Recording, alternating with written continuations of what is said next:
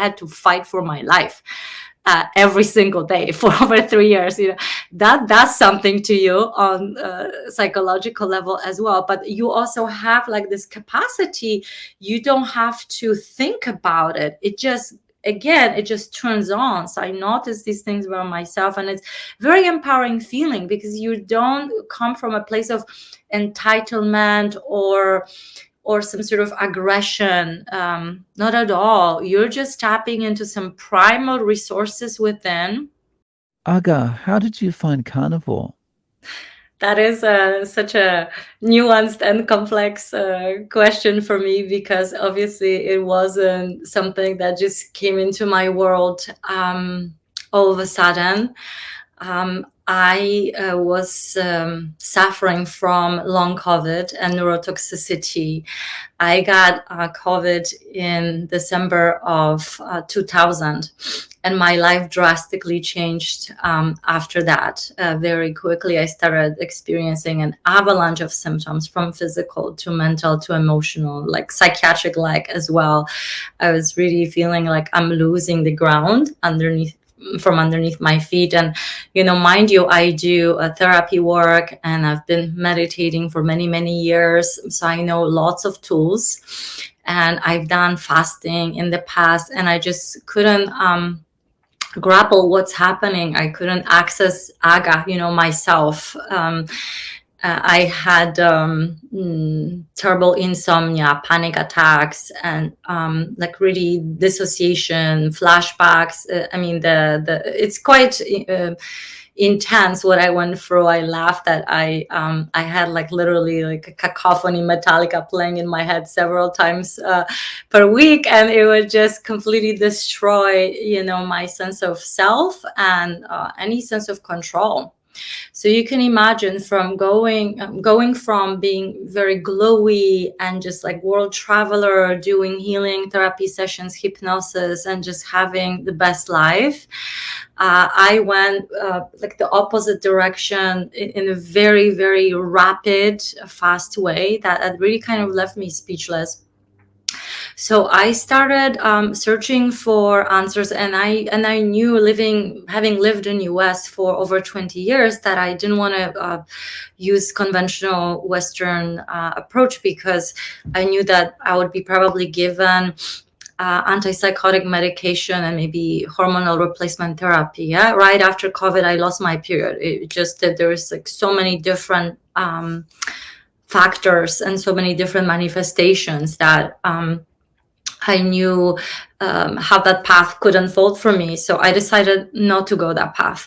Instead, I started reading and learning from different doctors, functional medicine doctors, mastocentric medicine.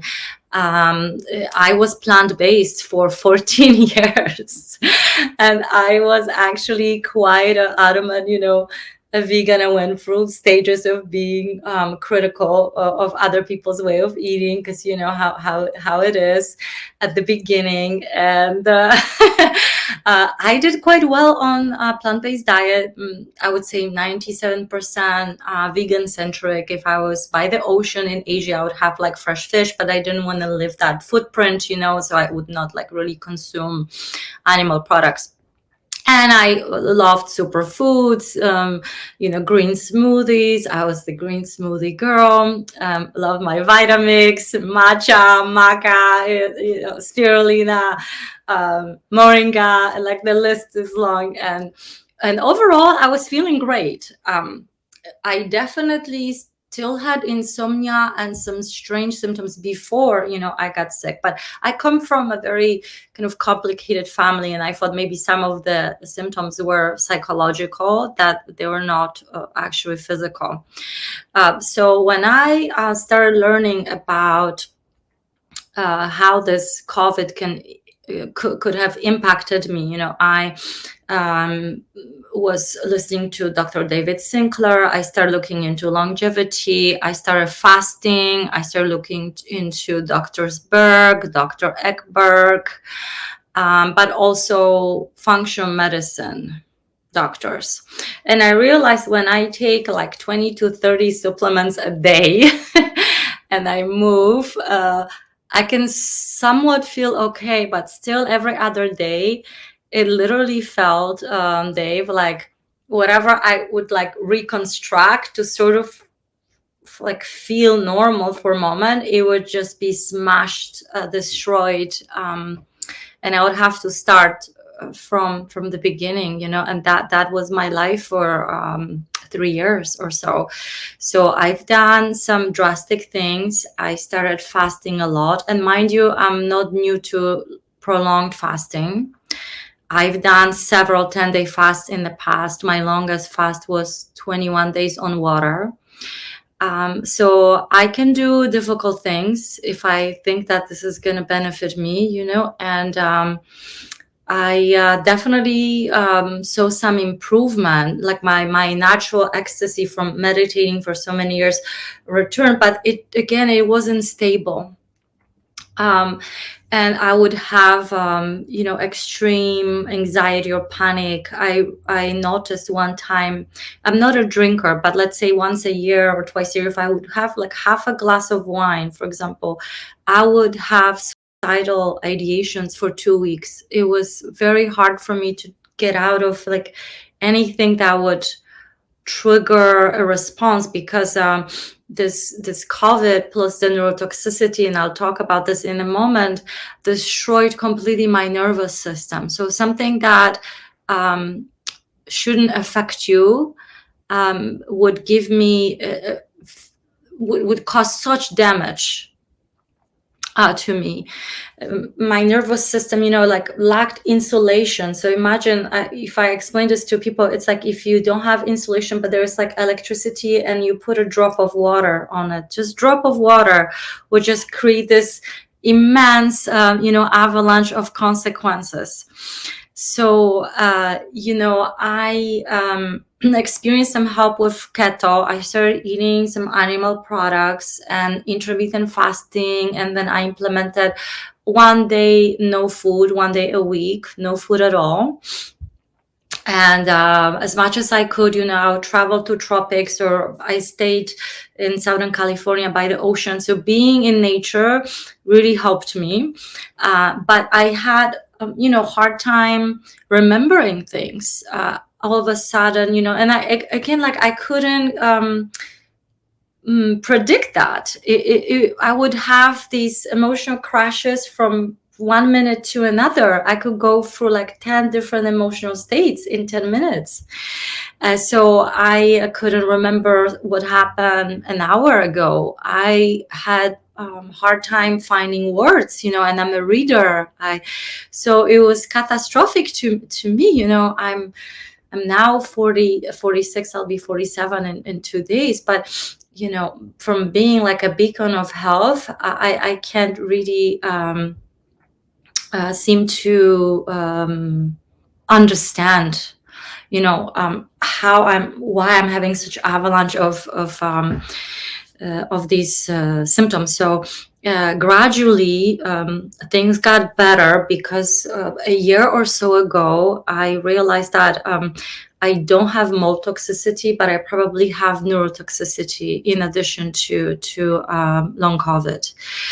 So I had one root canal that I had done maybe 15 years ago.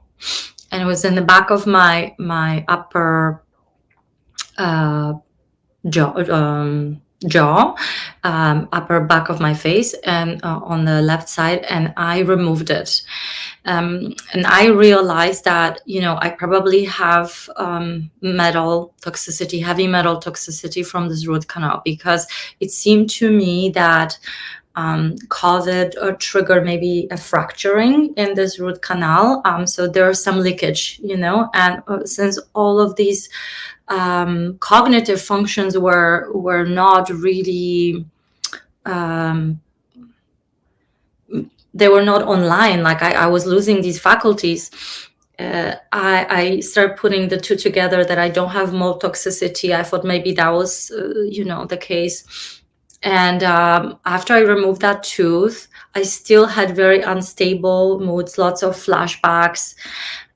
So I learned about chelation. I also did chelation therapy, and that was oral therapy. And again, all that I found was basically through reading different research from all over the world, doing keto. At that time, I was in carnivore.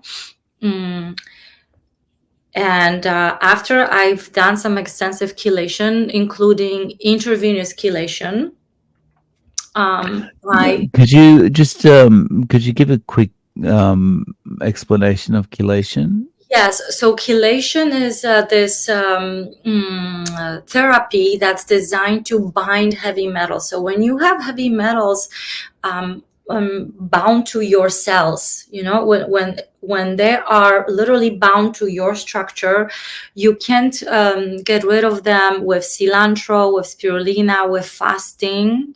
I've done those, and it didn't really resolve my mental health changes. I still had depression and suicidal thoughts after I removed that tooth, so you can do oral chelation. There are supplements like zeolite that I found that literally bind, like sort of like create a magnetic field. So these particles can bound, and then you can release them. And I've done chelation using alpha lipoic acid. I was taking NAC for a while to help, the swelling, the inflammation in the brain. And then eventually I learned about intravenous chelation. And this is not like a common knowledge. Yeah. Like nobody, like I didn't know that this word even existed before I got sick. When you get sick, when you realize that you really have to do thorough work and be your own doctor, otherwise you're not coming out of it alive. I was just devouring whatever piece of information that I could find. And when I came across some videos about chelation from from Dr. Mark Hyman, who is a functional medicine doctor. Yeah, he had a heavy metal toxicity as well. He went to China, spent some time in China. He was exposed to heavy metals. His health tanked completely. He also didn't know what happened to him. And finally, when he discovered that he has been exposed to heavy metals, he was able to chelate. So I learned about chelation. What are forms of chelation? And I did EDTA therapy in Mexico. And I think for the rest of my life, I'm going to do once a year a session, which is 2 to 4 hour session. You just basically get minerals, and the heavy metals are being bound to the liquid, and then you just pee it out. Yeah. So that's something that is very useful for people to go through this journey, because we are exposed to microplastics, to metals. Lots of people don't understand the dangers of root canals, and fortunately I only had one. Imagine if I had more than one. I don't know if I would be speaking to you right now. And I know people who have several, 3, 5, even 6. I mean, that is just very, very hard to neutralize, because not only you have to remove these teeth, you can save these teeth. You have to do chelation, and then maybe get some sort of porcelain crown or implant. But it's costly, takes time to remove those heavy metals. So I just at some point, when kind of down the list, I eliminated things that I didn't think that were causing the symptoms. And just really this thorough sort of analysis of possible impacts. So after I did the intravenous chelation, I started feeling better. But again, my hormones tanked. Yeah. So because my glands were not working properly, I was losing my hair. And obviously, you have menopause symptoms because your hormones are out of whack. So that means, your mood is unstable. you don't sleep well, you have night sweats, ruminating thoughts, just like bad movie in your head that you can stop. It's just like somebody's pressing these buttons and you have no control over what movie you're gonna play. And I'm used to this golden silence from meditation, from really being deep in that stillness. So that was really challenging, but I realized that this is not me, that I have an agent that's just, physical, chemical, that is interfering with all the systems that should be working together. So, I maybe because I can do difficult things, like I didn't give up and I just kept sometimes crawling, out of bed and just putting one foot in front of the other. So the supplements really helped me, because otherwise I wouldn't be able to function. Like, the amount of despair and horror that I felt often, really put me in a place that it was hard for me to work. I couldn't go to school. I wanted to continue my education. It just really put my life on hold for 3 years. But after I started doing chelation, the intravenous, which was the most powerful, the fastest working, and I started learning about Carnivore, which was in October last year, I was curious, because I knew that, the metals and COVID probably cause major inflammation in my systems. Yeah. So in my brain, in my nervous system. And I knew that I have to rebuild my nervous system in order to be healthy, and rebuild my brain and support my glands so I can produce hormones again. I ended up getting hormonal pellets last year in December, and it was not a good outcome for me at all. Unfortunately, my body ferociously attacked the pellets. It was a foreign body and it was trying to metabolize it fast. So that gave me additional issues. But fortunately it wore off already. So I don't have to deal with that. But I realized that all of these, external interventions, they're really not working for me, because I have a clean, fine-tuned system. It's just my system was infested with, these metals, and who knows what kind of damage took place from the long COVID. But of course, neurological, and it's just a combination of things. I think if I didn't have the root canal, probably I would not have experienced the long COVID, and all this journey wouldn't have unfolded. As you can imagine, I learned so much, and I was looking at Carnivore because, again, I wanted to feel optimum, like prior to getting COVID. And I'm the kind of person who is really not gonna accept this new normal for me, where I can just barely move through the world. I am a curious, ambitious, joyful person, full of life, and I just was like, this cannot be my new reality. There is something that is still part of this equation, and so I'm going to figure out, what else can I do.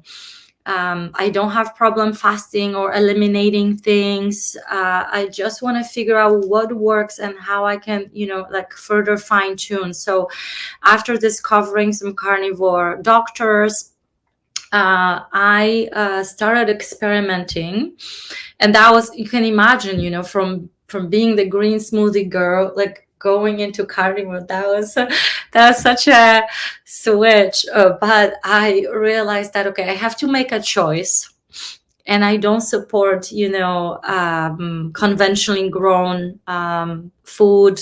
I know the atrocities that take place there, so I wanted to make sure that, I'm on a subscription box and I get quality meat from regenerative farms. And, I started watching your channel and some other people. And I'm like, I probably can contribute to some people's health journey, because, I did it. Like, I'm one of those people who actually didn't die from long COVID. And I know a lot of people just became really crippled and disabled. And so I wanted to talk to you because, with the carnivore and obviously all these other things that I have done, I feel back to normal. I mean, it's amazing. I don't wake up dreading to wake up, because I would wake up for a few years depressed and fearful what I'm going to experience today. And no amount of like inner positive self-talk would be able to like elevate that for a long time, like hour or so every day. I would just have to like work up to just feeling sort of okay, but it was a hike every day.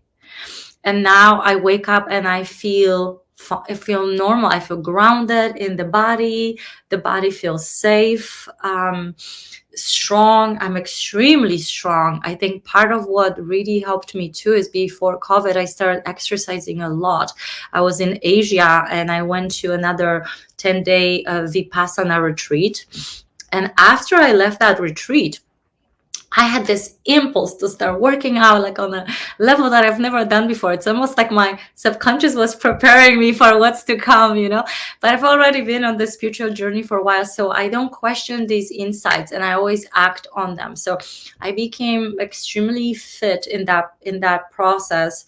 And I pretty much am like intensely active for at least 2 hours every day.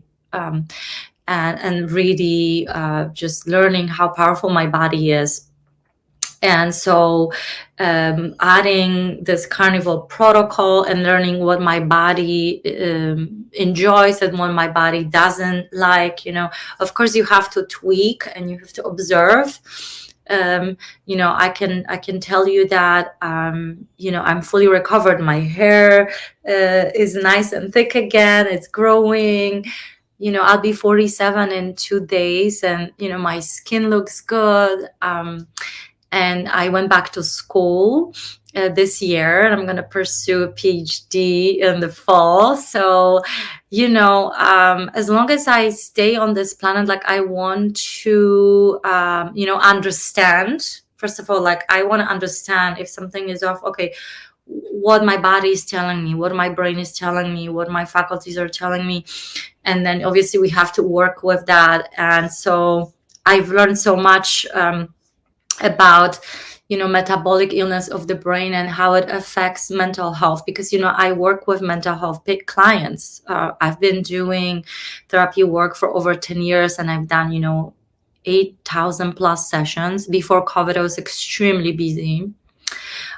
So you work on the mental, emotional level. I do a lot of trauma focused work, but this physiological chemical aspect that I learned from my experience is crucial. It turns out that vast majority of my clients not only have trauma, major trauma, but they also have root canals. They also have neurotoxicity. So what I have learned on this journey, is really powerful, because I can share with people, you need to address your diet. We need to work on removing your sugar. We need to get you on more ketogenic carnivore protocol, intermittent fasting. We need to look at your heavy metal levels. Most people have elevated levels. So these are the things that if you want to really feel what it's like to wake up calm and centered, and you don't have to fight for it or work for it, it's your natural state, right? Then all these things need to take place, and you can do it gradually. Here is information. We can talk about, what works. Here are some studies. Here is Dr. Palmer's work, brain energy. Here are other cases. So obviously make an informed decision. Let me know if that makes sense for you. So I refer them to all those, specialists and people like yourself who have done this work and, figured this out, usually through their own personal suffering. And, now I can really help people in a way that I think I without the experience that I've had, I wouldn't be able to offer such deep level of expertise, and actionable steps that are not something that that might work or might not work. This is something that is replicable. So this is really a powerful, testament. Yeah. Yeah, and sort of like the culmination of like a lot of the work that I have done personally to heal Mm. myself, and then on emotional, mental level, and now on that physical, physiological level, chemical level, it all works together. It's like a obviously biodirectional mechanism. And so now I actually feel way more confident in what I do Mm. professionally. Hmm. How do your clients react when you start talking about diet with them? Some of them don't want to hear about what I recommend. I also have dear friends who have been sick, and it it often takes like maybe another year or so, and they come around. They've tried different things. They are failing. They're feeling worse and worse, and they can't recover, even though they're athletes. Supposedly they eat well, but they gain like 30. I have this dear friend Dawn in Chicago, who had like kidney stones. And I've been telling him about these things because I told him, I'm dealing with long COVID. It's my friends know this, and so only now, like 3 years later, he was receptive. He did chelation. He's feeling better. He's more open. I also told him, oh, one other thing that I forgot to mention, I also did amino acid therapy. And this is something easy and simple.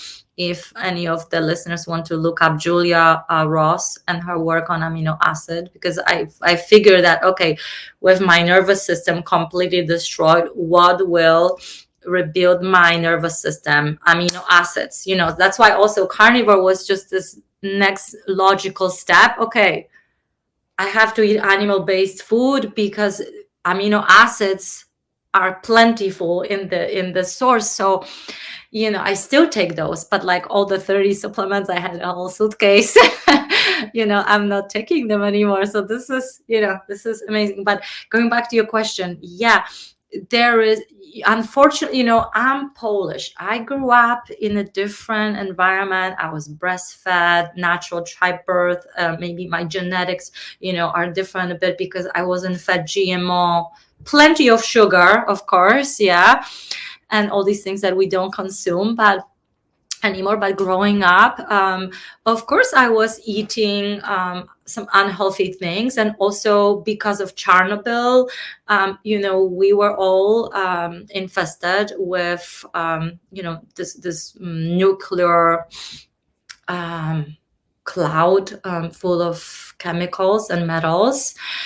So my teeth suffered because of that. I had also amalgamate fillings, which I removed many, many years ago, like maybe 18 years ago.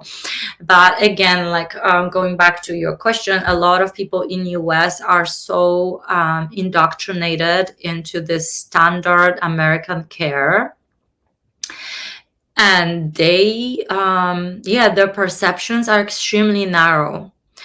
So, recently I was working with a client who has suicidal ideation. He spent some time in a facility. He's on few medications and very depressed. And when I told him about the carnivore, if we're gonna do hypnotherapy, I do hypnosis, I do, childhood regression and a lot of somatic work. It was shocking to him. And so, for a lot of people that have heavy symptomatology like mental, emotional, I think carnivore should happen first. So they can actually get the swelling of the brain down a bit, and they can actively engage in that healing work, on more subtle levels. So a lot of people are shocked. A lot of people, I think, are so addicted to dopamine that food gives you, that it's extremely hard for them to imagine life without these things. Even if I give you, the way I speak is absolutely just like supportive and neutral, and I'm not at all imposing any approaches. I'm just sharing data and putting together perhaps this perspective that it really makes sense if you consider those elements. But like internally, we're very complex beings, and food, for a lot of people, allows them to survive. A lot of people with trauma, are emotional eaters, right? There's this saying, eating your emotions, right? And then obviously the brain craves it. Sugar, as we know, and starches are extremely addictive, more addicting than cocaine. So there is this brain circuitry that is just going to demand, just like someone who is using other substances, to get the fix. So we're looking at like cultural, habitual tendencies, just misinformation overall that is considered science, that is considered, like mainstream, fully accepted form of recommendations, official recommendations. So yeah, people don't attack me, but they are highly skeptical. And they call me, my friends call me crazy often, because I do these radical things that none of my friends do. I can meditate for several hours without moving. I don't have to eat for 21 days. So, I do things that are not maybe as common, I'm realizing. But, I strive for knowledge, and I want to have a good life. So, of course, I understand, like, I have to work with my internal technology, and I'm not afraid to step into those unknown realms. But as you probably know as well from your experience, this is quite shocking for people. And, there is psychological part to it. It's not just the, okay, I'm going to eat meat. There's way more to it than just what we eat. It's Yeah. why we eat. Yeah. I think one point there that you made about about carnivore could be a foundation for therapy. It's kind of, that's first line of defense, is kind of the way you eat, and then the therapy and everything builds on top of that. I think that makes a lot of sense, because you've got, like, giving yourself the correct nutrition is going to help everything, right? It's going to reduce the inflammation and, make everything easier. Yes, and when your body is producing all the hormones, what I've noticed with me when I started getting my faculties back, maybe because I listen, I pay attention to what's happening inside. I get these insights, like my conscious will tell me I really do well with sun. Sun gives me ecstasy. I want to be physically engaged. It will start when we have that foundational well-being established through nutrition, like you said. Then all those other computations, they just start kicking into higher gear, higher level. And you get those intuitive insights, and you can actually hear them and act on them. So it's something that, when you have calm mind, when you are balanced, your microbiome is balanced, when you have all these neurotransmitters, dopamine, serotonin, as we now know, 90% of those are produced in your gut. Yeah, so this is fundamental. Then everything else will elevate, and your higher faculties will just automatically activate, and then you will be naturally motivated to do inner work, to learn new things, maybe pursue a degree, because you're gonna get so much of this energy natural to you, but we're not used to that in modern society. I tell people sometimes, if people realize how ridiculously well they can feel, they would just go crazy from feeling this good every day. They cannot handle that, this level of well-being, we went so far the deep end, that I'm like, I wake up ecstatic again. And I was also feeling that, when I had my spiritual awakening, I had like 5, 6, 7 years of just like absolute bliss, Mm. and I know that this is my natural state, and this is our natural state. So nobody could convince me that, okay, I just have to accept this, but once I realized that, we are living, breathing beings that communicate with environment, and food signals what to do next. There's all this like domino effect of what you eat. It affects the mood, the brain, how you recover, how you sleep, your sex drive. I mean, all of it, right? So, I laughed at it in this process. Like I went through this like archaic revival. I went like back into how our ancestors used to function, and my sort of like survival instinct, like which I never had on that level. If you asked me 3 years ago if I would be able to, like, I don't know, kill someone if I was attacked, I'll be like, absolutely not. Well, you ask me that now. I think it just happened, if I would never attack someone, but like if I was in a situation where I'm being attacked, there is just part of me that developed through this process, that I think we innately have, is just very latent in us, because we don't have to fight for that food. I had to fight for my life every single day for over 3 years. That does something to you on a psychological level as well. But you also have like this capacity.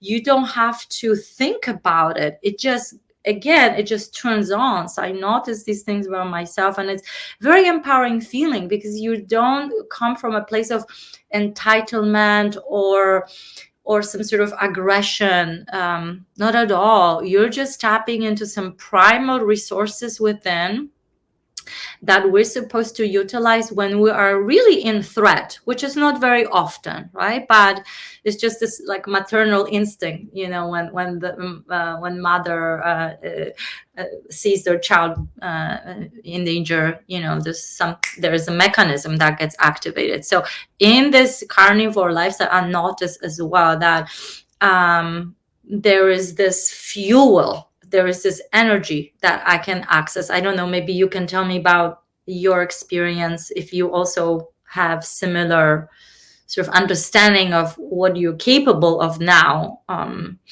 versus before you started carnivore.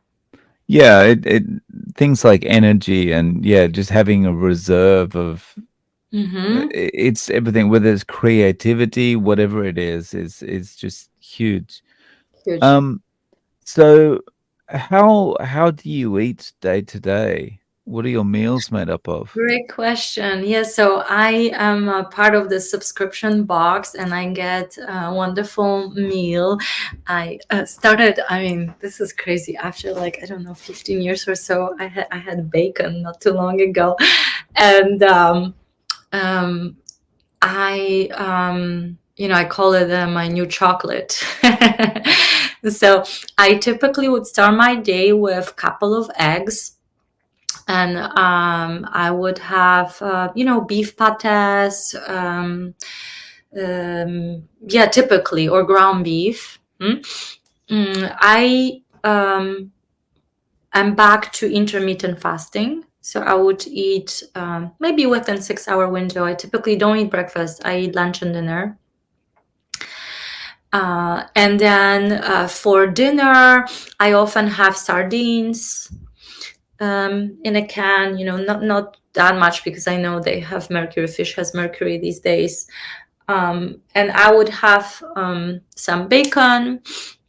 Sometimes I have like a slice of avocado. I can tolerate well a little bit of avocado. I experimented with cheese, but cheese is not my friend. I can do a little bit of like goat kefir. And I know a lot of people talk about raw dairy. So I'm going to go to Costco and get a little bit of raw dairy, raw cheese, and see if that works for me. So I would have beef. I started eating pork, lots of eggs, and some dairy here and there, but mainly from goat, from sheep. So I literally eat now like maybe, I mean, it's crazy, like 10 things. Mm. This is Yeah. very simple diet. And how do your friends feel about this when they see you, like, you don't eat that often, and when you do, it's just animal products? What do they think? Yeah, you know what? Because they know some of my good friends, few of my good friends, they know how much I suffered, you know. I mean, I try not to vocalize it, but I have like a couple of good friends, and I told them, you know, I'm just going through a nightmare, you know, like it's just like I want to flush myself down the toilet every other day. I can't take it, you know. So they know that I am a sort of a unicorn on this planet, that I am capable of doing things that uh, are very unique or radical.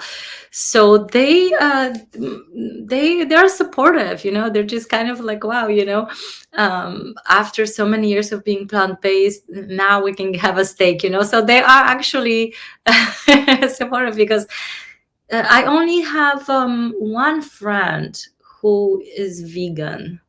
Most people that I know consume variety of foods, so they have no problem with meat, you know.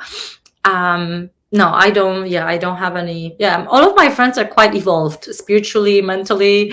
I don't have any, yeah, any issues with acceptance or judgment. And also they know that I don't care, what they think, and if they would judge me, they would probably lose me as a friend. So you know. Uh, um, so if one of your friends wanted to give carnivore a try, what kind of advice would you give them? Yeah, so I was talking to my friend Don, as I mentioned earlier, because he has been suffering. So I gave him a protocol that I described to you in detail, but I told him, you need to go on carnivore, start fasting, do amino acid therapy, and do chelation. And he started doing chelation. So if people ask me, yeah, I just give them like a list of things. I don't want to overwhelm them. Some people start with more keto, intermittent fasting, maybe a couple of supplements, and then we can check in. But I learned, I don't know, Dave, how it is with you. I don't like to give advice. I feel in life, people are ready for certain information when the time is right, when they're in surrender. And even in therapy, when I do healing sessions, I guide people to very deep place of safety. And when you guide people there, that they start understanding things just compute, things make sense, they make these connections. So there is no convincing, and it's more like waiting for the person to be ripe, for the mind to be ripe, for the heart to soften. Yeah, and then it kind of then I notice, okay, they're really going through an ordeal, and they have symptoms that are typically considered, oh, you've had injuries, and this is the trajectory, you're in your 50s. But they suffered enough, and that they've softened into surrender and maybe some internal guidance, if you will, or more of a spiritual nature. So then I would just like tell them, hey, I feel great. Remember how I was suffering? This is what I did. And they actually, at that moment, they really appreciate it. They're like, I really appreciate the fact that you are supporting me. And I say, I want you to be happy and healthy. Okay, so I kind of learn how to detect if this is like a fertile soil. Yeah, if this makes sense. And I don't like overstep or try to convince anyone. Sometimes I just drop a little information, hey, if you consume sugar, you're creating shortcuts in your brain, and your brain is just going to be like this rat who is looking for cocaine, pressing the ladder, because we're creatures of habit. So the brain is trying to streamline and be efficient, and so it's something that we can differentiate. Okay, this is not you, this is your brain like acting on your habits. So I look for these moments of like openness in people, and then I would just drop a little nugget of wisdom there. Yeah. Mhm. That makes a lot of sense. Yeah, I like that approach. Yeah. What is your approach, Dave? Um, yeah, I would tend to explain, but also kind of I I emphasize that everyone's going to be different, Mm-hmm. and the way what works for me is not necessarily what's going to work for someone else. Like I'm doing one meal a day, and I'm eating quite a lot in that meal and that kind of thing. But that's not necessarily going to work for the next person. They might have to have several small meals, and they might not be able to go longer than 4 hours without eating or something, whatever it is. But Cool. everyone's got to kind of find their own place. And so, I'd kind of, I think I'd probably start with the general advice of, just eat animal-based products, but find where you're most comfortable. Mhm. Mm, Yes, definitely, because we are all very nuanced, and based on our own family history, if you've had a lot of toxic input, there are just all kinds of variables that we need to consider, and people start from different vantage points, like if they're so depleted, yeah, they have to eat more first, and then things will regulate. Yeah, so yeah, it makes sense. First, just eat the animal-based product, good quality products, which. definitely.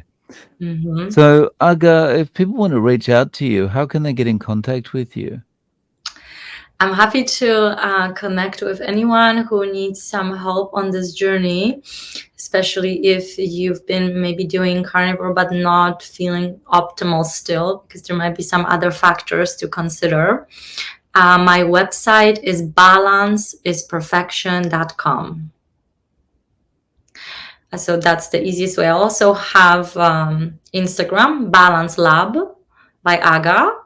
And so I share lots of content related to healing,